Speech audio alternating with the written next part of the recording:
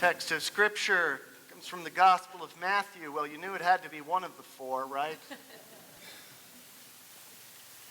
This is Matthew's vision of the resurrection and what came from it. One of the reasons I'm using Matthew this time is because there are allusions throughout Matthew's picture of the resurrection that follow into the book of Daniel. And we are going to be looking at the book of Daniel from now until I go on sabbatical in the middle of August. It's different than last week's story, Mark's. It's got more detail. On the other hand, some things are left out. So will you listen carefully to see as the Spirit brings a word of hope to you. After the Sabbath, as the first day of the week was dawning, Mary Magdalene and the other Mary went to see the tomb. And suddenly there was a great earthquake, for an angel of the Lord descended from heaven, came, rolled back the stone, and sat upon it. His appearance was like lightning, his clothing white as snow. For fear of him, the guards shook and became like dead men.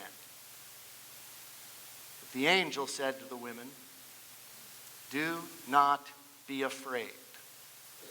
I know that you are looking for Jesus, who was crucified. He's not here, for he's been raised just as he said. Come and see the place where he lay. Then go quickly and tell his disciples, he's been raised from the dead, and indeed he is going ahead of you to Galilee. It's there that you'll see him. This is my message to you." So they left the tomb quickly with fear and great joy, and they ran to tell the disciples, when suddenly Jesus met them and said, "Greetings." And they came to him, and they took hold of his feet, and they worshiped him. And Jesus said to them, "Do not be afraid. Go and tell my brothers to go to Galilee. It's there that they'll see me." Now the 11 disciples did indeed go to Galilee, to the mountain to which Jesus had directed them. And when they saw Jesus, they worshiped him, though some doubted. And Jesus came and said to them, "All authority in heaven and on earth has been given to me. Go therefore, make disciples of all nations, baptizing them in the name of the Father and of the Son and of the Holy Spirit, teaching them to obey everything that I have commanded you. And remember, I am with you always, even to the end of the age." I think it's the fear that drives human behavior. It's the fear that gets inside us and drives the worst of us. It's the thing that makes us shrink, become ungenerous, even hostile sometimes.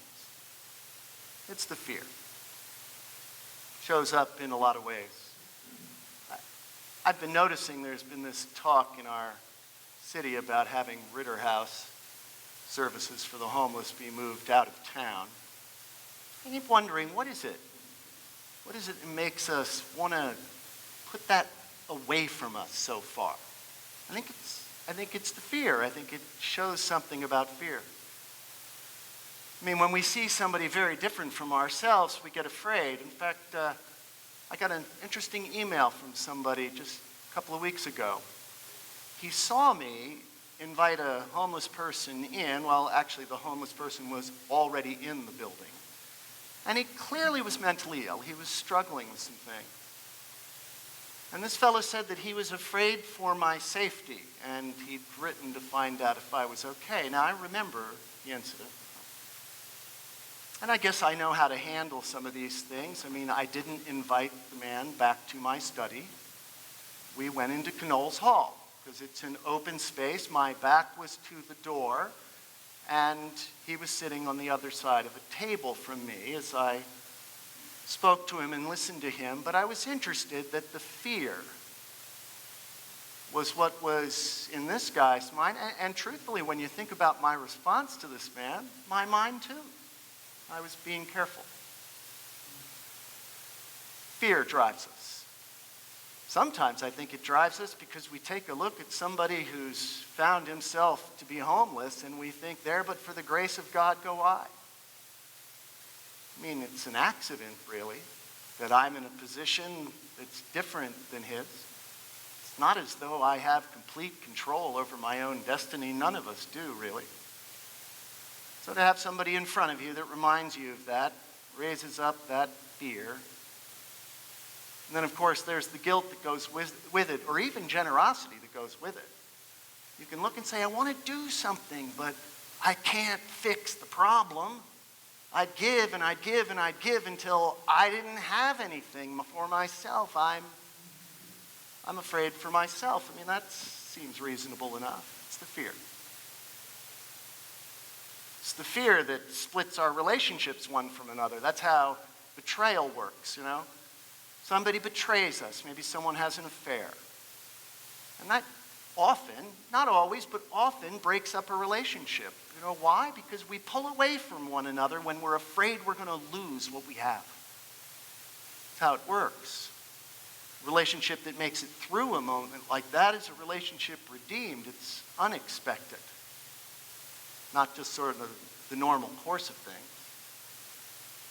We really are afraid of losing that which we've become accustomed to. You get it, don't you? Everybody gets it. Even Dr. Seuss gets it. I've spent a little bit too much time with Dr. Seuss. At one point I thought I might write this sermon in rhyme. But, he understands the fear. Now, have no fear, said the cat. My tricks are not bad, said the cat in a hat. Why, we can have lots of good fun if you wish, with a game that I call Up, Up, Up with the Fish. Put me down, said the fish. This is no fun at all. Put me down, said the fish. I do not wish to fall. Isn't that the case? There isn't one among us that isn't afraid of falling. Because there's plenty of things to worry about, plenty of things that can take us down, and we're afraid. Don't be afraid, Jesus said. Don't be afraid, said the angel. You crazy? Do you know what can happen in this world? Even, to the cat. Look at me, look at me, look at me now. And then my favorite line in all of Dr. Seuss. It's fun to have fun, but you have to know how. I can hold up the cup and the milk and the cake. I can hold up these books and the fish on a rake. I can hold the toy ship, a little toy man. And look, with my tail, I can hold a red fan. I can fan with the fan as I hop on the wall. But that's not all. No, that's not all. That's what the cat said. Then he fell on his head. He came down with a bump from up there on the ball, and Sally and I, we saw all those things fall. And that's what makes us afraid. We see what falls. The two Marys that went to the tomb in Matthew, and Salome, by the way, in Mark also went. She got left out for some reason. But the two Marys, they'd seen some things fall. They had followed Jesus all the way from Galilee into Jerusalem. They thought something was going on that was going to turn the world upside down, and instead it ended with Jesus' crucifixion. Oh, they'd seen things fall. They knew there was a good reason to be afraid. Don't be afraid? You got to be kidding. The people of Israel knew that things could fall. Oh, they knew it very clearly. I mean, their God, the God that had said, let there be light, and there was light, that God was able to contend with the Egyptian Pharaoh, the one that kept them in bondage.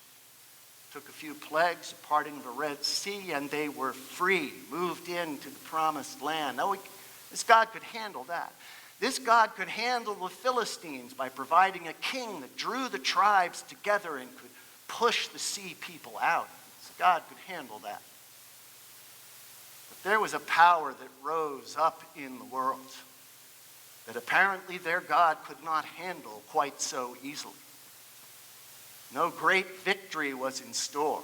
It was an empire power. This was not nations. This was a nation that swallowed up nation after nation after nation until a huge power rose upon the earth. The first one was the Assyrian Empire, and it destroyed the 10 northern tribes of Israel. Oh, they'd seen it fall. And the Babylonian Empire rose up, besieged the 2 southern tribes, besieged Jerusalem, crushed that city, and put everyone into exile. Everyone into exile. They knew that you could fall. And that's where apocalyptic literature came from. Apocalyptic literature, that literature that has all those magnificent images of beasts in the sky and angels and spiritual warfare. It all came out of that fear they had that you could fall in the midst of empire power. It was overwhelming. Nothing they could do. There was something cosmic that had to take place. The book of Daniel, from the 10th chapter. He had a vision.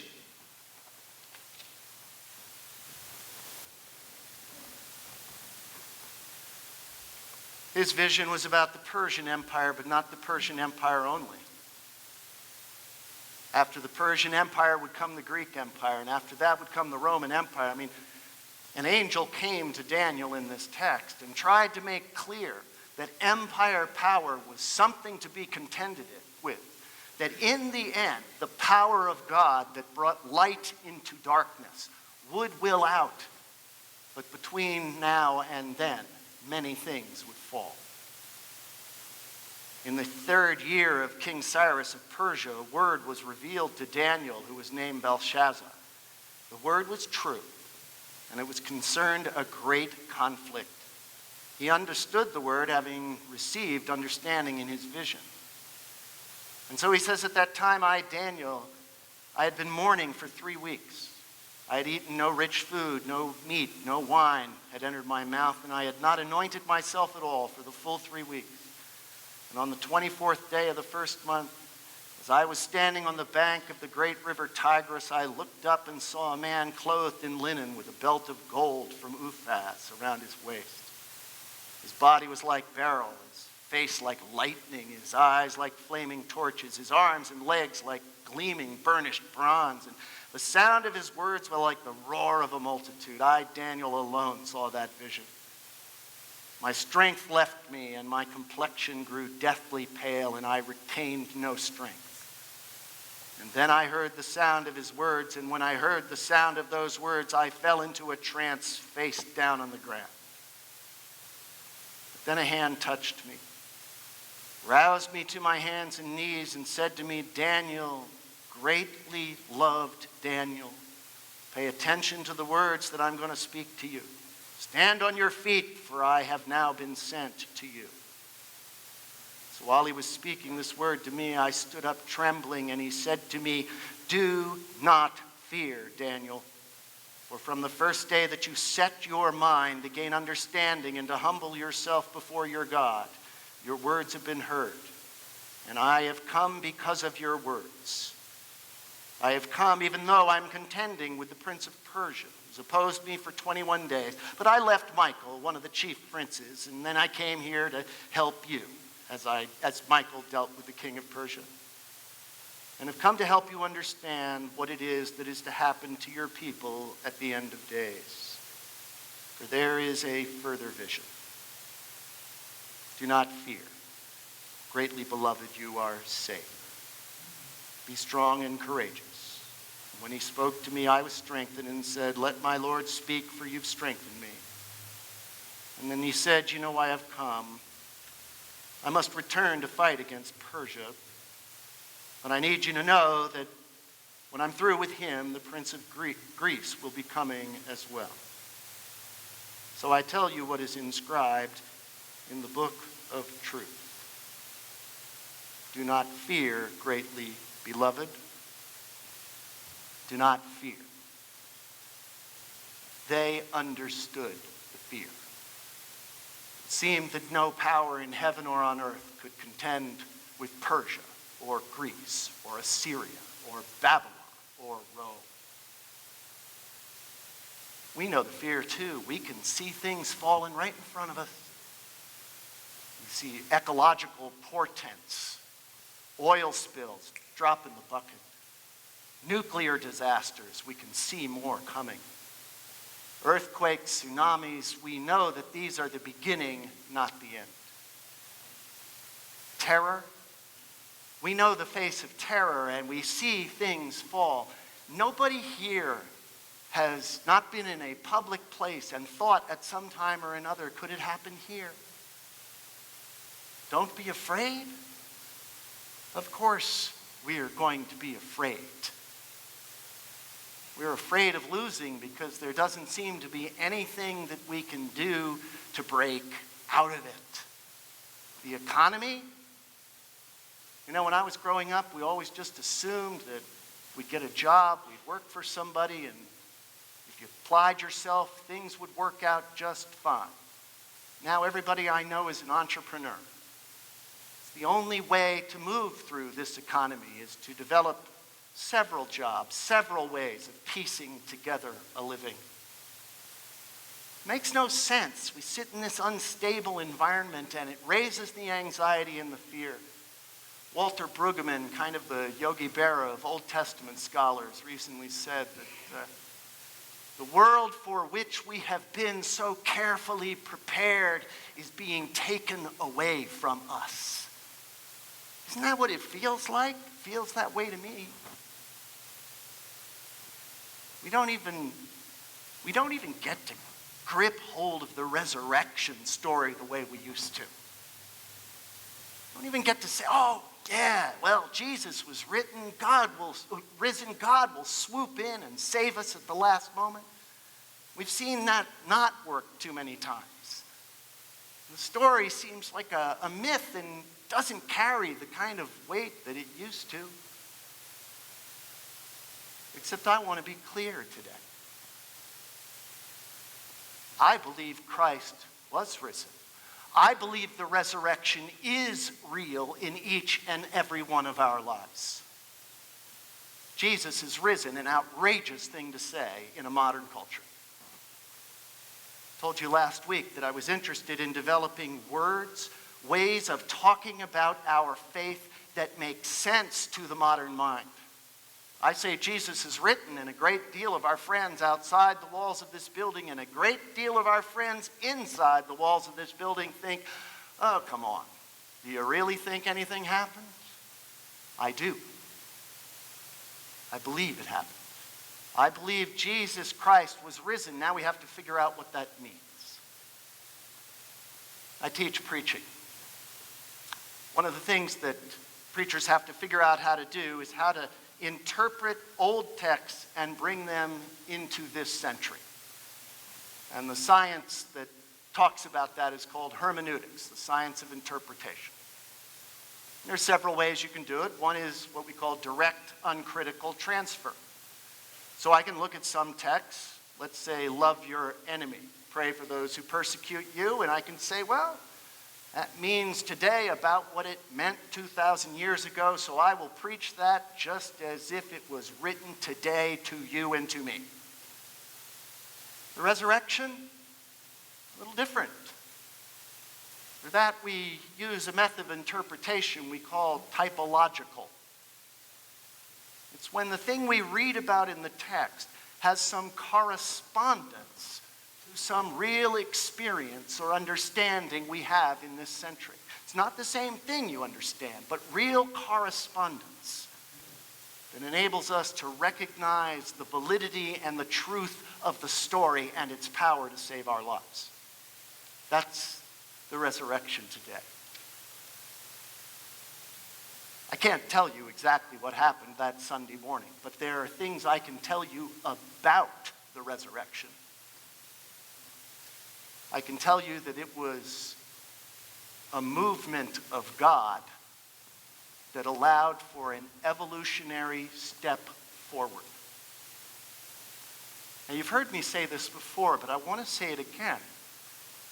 because it what takes the resurrection story out of magic and puts it in the realm of reality. It's an evolutionary step forward. At any time anything evolves in all of creation, three things are true. One, we move to an increasingly complex universe. So we have a brain, trillions of cells, trillions of synaptic connections, work and shift and move.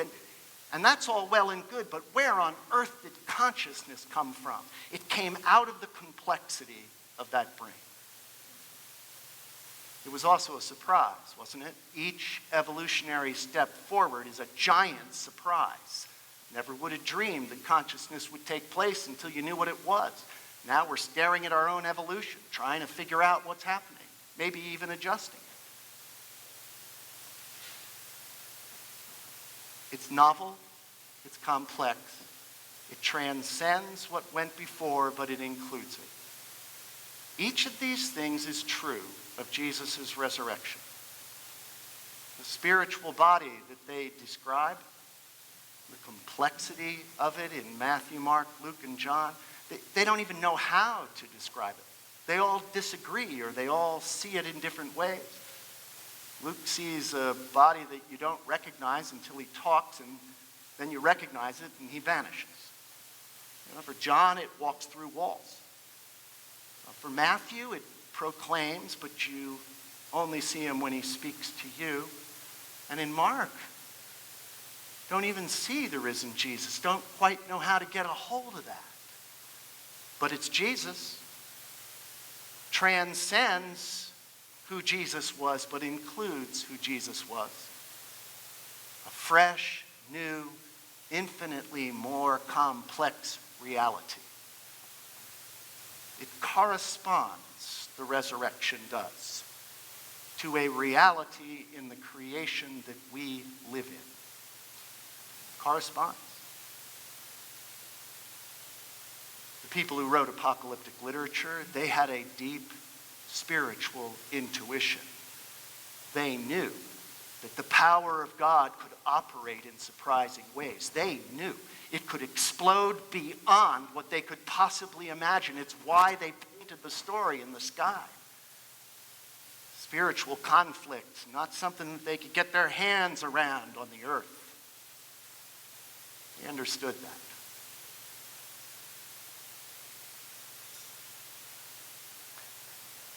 I keep reaching for the words that can get us to grasp hold of the power of the resurrection. Because all of us are asking the same question. We can look into the sky. We can say, yes, in this cosmic, great way, God moves forward. God's creation eventually becomes beautiful and wonderful. But what about us right now? What about me? When I'm afraid, when I'm lost, when I'm feeling like I'm falling down with that poor fish, what about me? The resurrection is real for you too. How so? Because it's in the nature of God's creation that God takes your life, transcends it, and includes it as you grow, develop, and as you die. It's in the nature of God's way of doing things that you are a unique, novel, gorgeous expression of the love of God that makes the whole picture of creation a response to the love of God. Each and every one of us holds the story of resurrection in us because it is God's power to make us whole and real. It's not a fairy tale. It operates in your life, and if you think about it, you know it's true. Jesus spoke to the woman and lifted her out of herself so that she could see. The angel spoke to Daniel and lifted him out of himself and his fear so he could see. Jesus spoke on the mountaintop where you meet God, lifted the disciples out of themselves where they could see that when they are not afraid, when they are connected to the power of God that can raise Jesus from the dead, they are in fact made whole. It's real.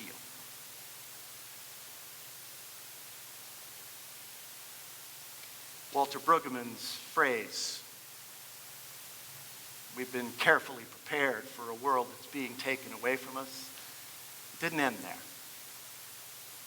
We're carefully prepared for a world that's been taken away from us by the grace of God. This is the good news, that we are not stuck in our fear. We're not stuck in that little fishbowl cat's holding up on top of a ball, waiting to fall and be destroyed. We're in a place where we know that the power of God takes that fall and brings new life from it. Your life, my life. It's been taken away from us by the grace of God so that we know the power and the hope of resurrection. Can we believe it?